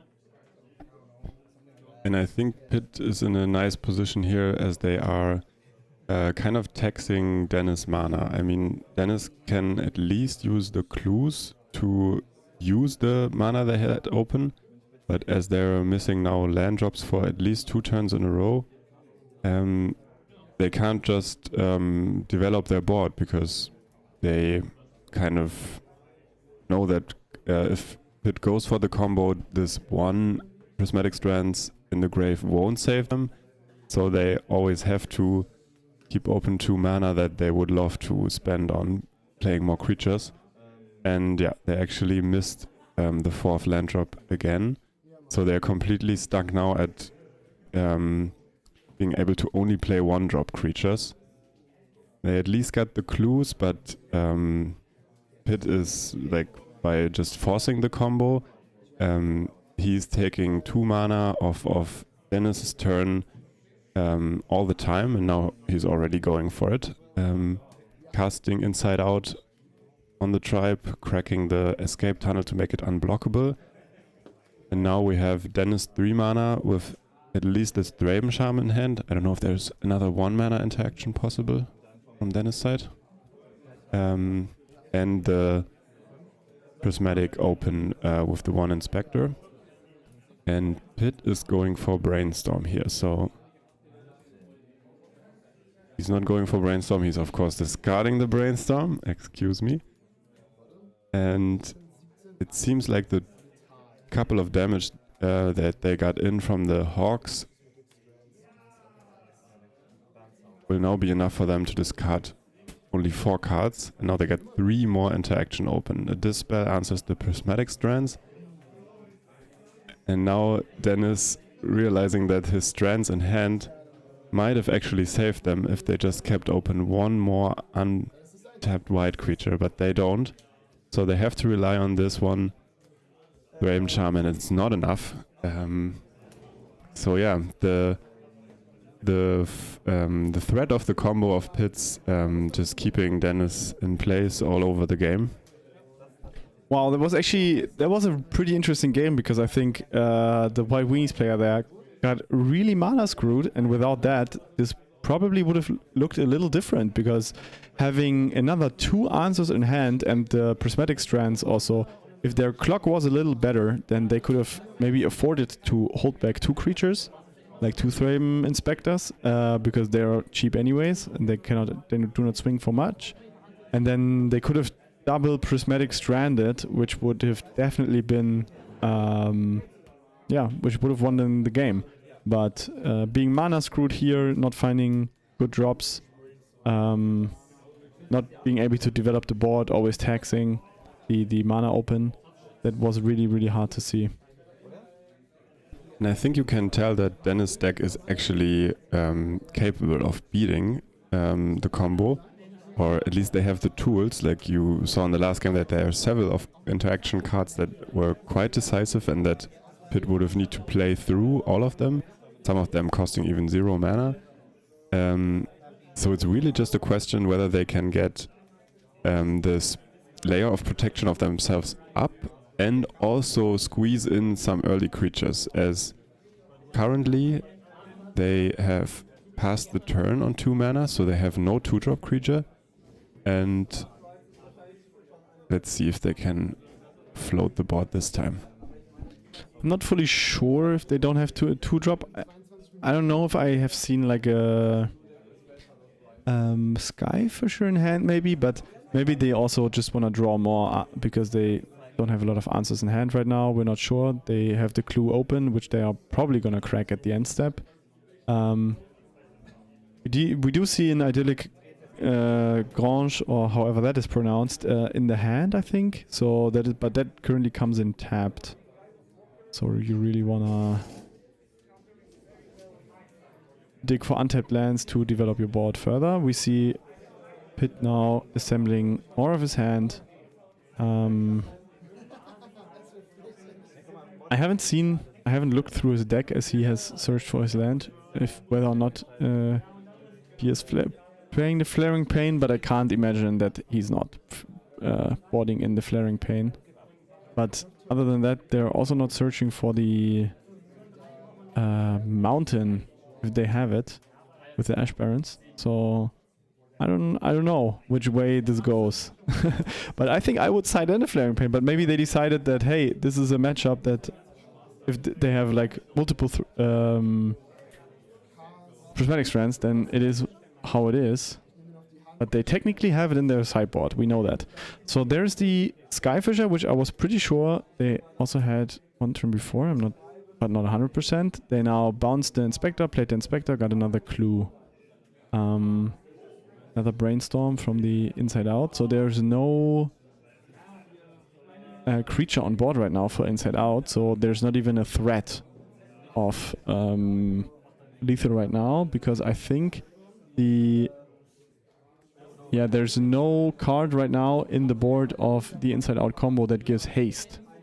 So the creature must be developed, but there's also no planes right now, which they're gonna fetch for right now. Probably setting up the blue mana for all the cantrips in the early turns, then setting up the planes to actually play the creature, and maybe after that finding a mountain for the Flaring Pain, if they even boarded it in. I'm not fully sure. So now we see a Ponder. Let's see what they find. It's a shuffle, so they find nothing. I think the board right now for Dennis looks quite good. one thing could maybe be better. There could have been a Raffine's informant.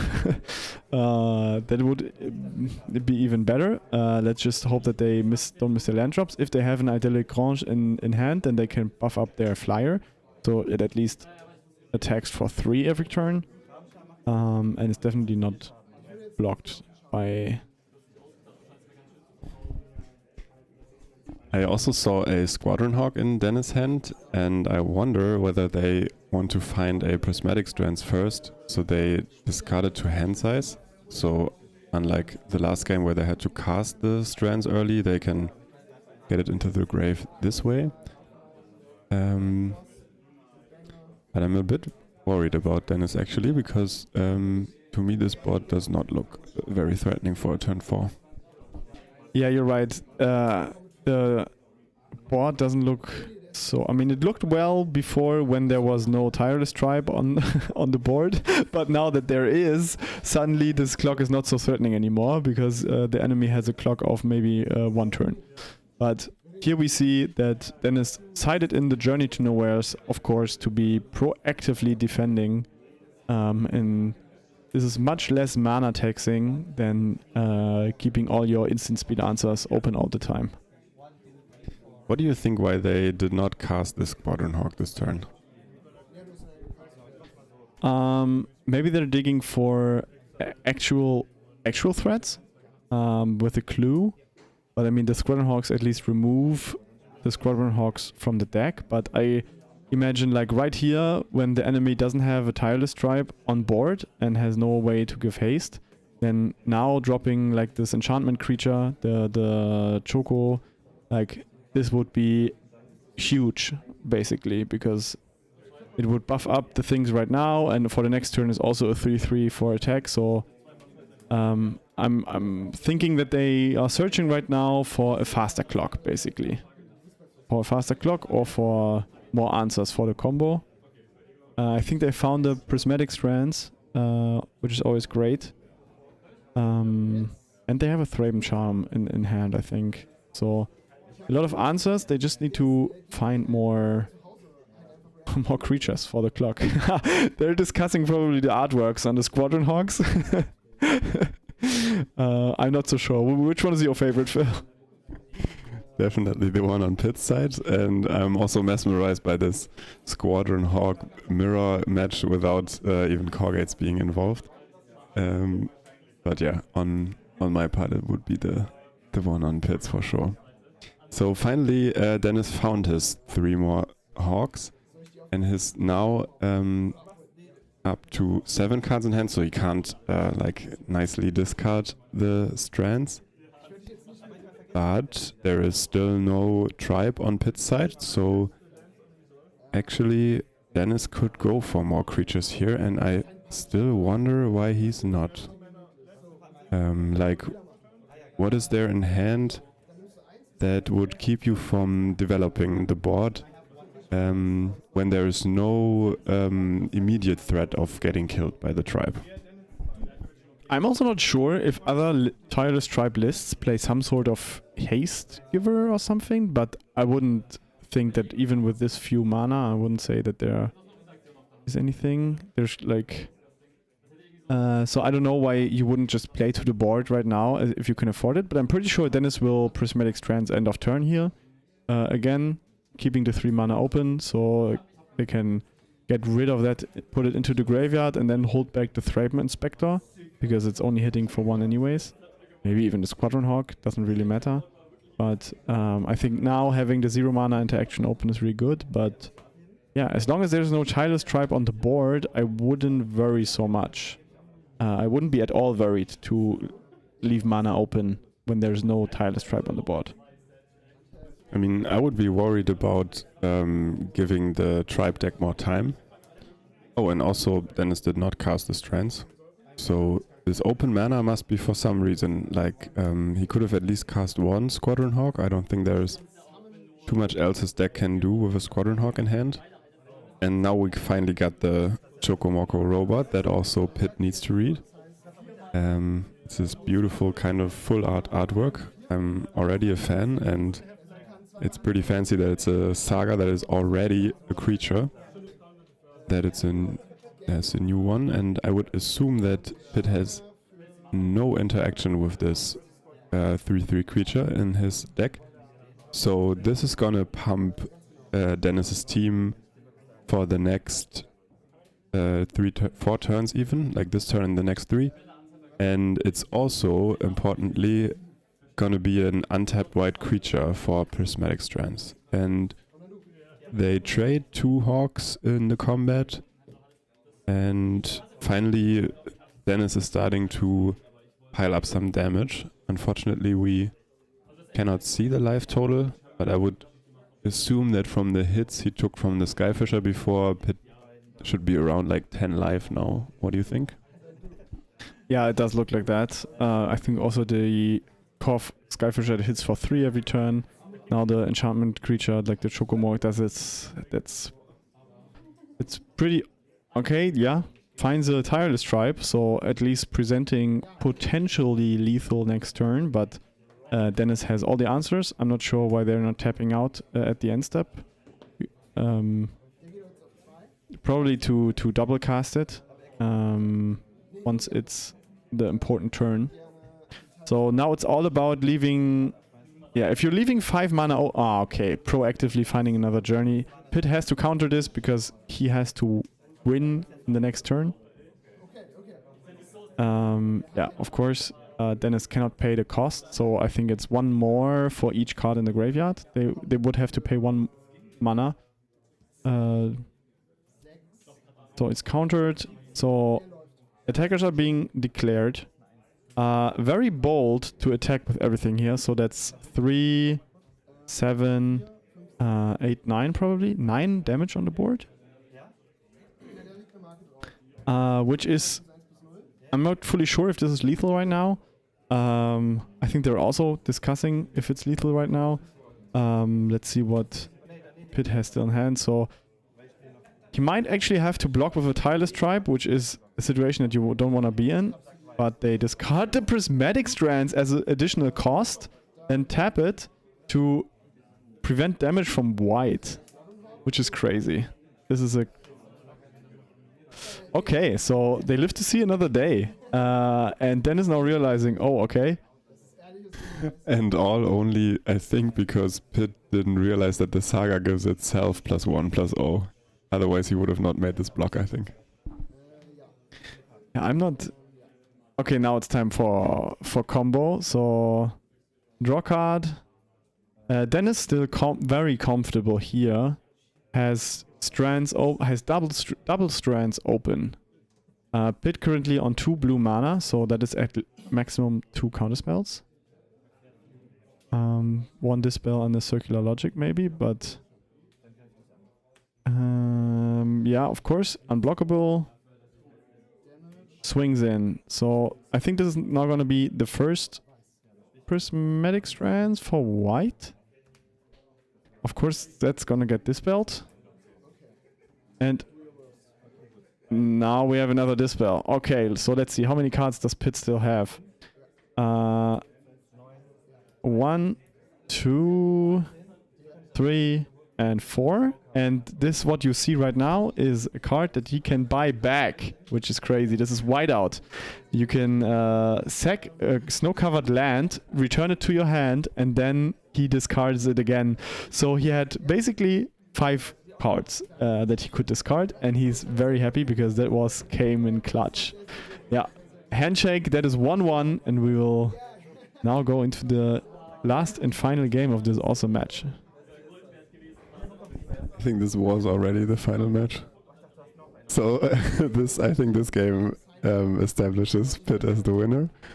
And I think you can see from his body language now, he's leaning back, you know, he's stretching his arms, celebrating that he actually managed to pilot his one and only inside-out deck to a 5-0 on the first Lega stage through with a combo where you can see that not only every single card in your hand matters to pull it off, but also at the end a card from the nowheres of Ice Age that can even turn your cards, even your land base into pieces of the combo.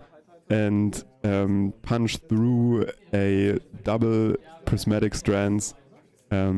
So really in style, and you can, I think, also see from Pitt's body language during the game, like he knew exactly what was coming. Like when Dennis tapped 3 mana for strands, he just calmly grabbed his islands to slam this spell. When it was flashbacked again, and then he just needed to count his cards and pull it through. He has seen it so many times, and we're happy to see him pilot it to a crushing 5-0 on this first Lega stage. And with that, we're gonna close it for today. We're gonna now let you know that we're gonna do this again after the second stage, which is gonna be the following weekend. So if you're there or if you're not there, just watch out in the following weeks for more content of ours. We will do, I think, pretty much this similar setup where we take some 2 hours of time to really watch through the games, like enjoy ourselves and comment on them, and yeah, show you what awesomeness is going on in the league. And with that, I'm gonna give it over to Moritz for one last time and already say goodbye. Thank you so much, Phil. It was a blast. It was so fun indeed that I didn't even catch that this was already the last game. Wow. I could have watched this for so much more time because it was really... What a final that we have witnessed here, with both decks having the tools and only coming down to execution and sequencing and reading the opponent. So congratulations to Pitt. It was a really awesome game, and I'm looking forward to the next leg of the league. Maybe I'll be playing on that table. Because last time, yeah, we'll see. So thanks all for tuning in. We will do this definitely again. And yeah, if you're in the area of Leipzig in Eastern Germany, then hey, come through and play with us some awesome Pauper Paper Magic, because we have quite a good run here, and yeah, you can win some awesome prizes and have a good time. So maybe see you there.